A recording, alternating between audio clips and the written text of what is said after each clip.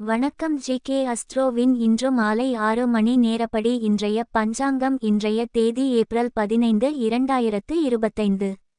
இன்றைய கிழமை செவ்வாய். இந்நாளிற்கான ராசி துலாம். இந்நாளிற்கான நட்சத்திரம் விசாகம் 3ஆம் பாதம். இன்றைய திதி திருதியை. இன்றைய யோகம் சித்தி.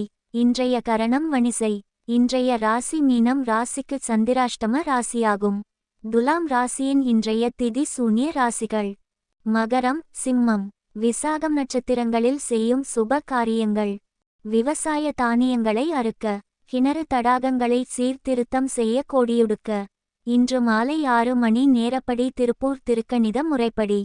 கிரகநிலை தேதி ஏப்ரல் 15, 2025. இன்றைய கிழமை செவ்வாய். சூரியன் மேஷத்தில் இருக்கிறது மற்றும் அசுவினி 1ஆம் பாதத்தில் இருக்கிறது.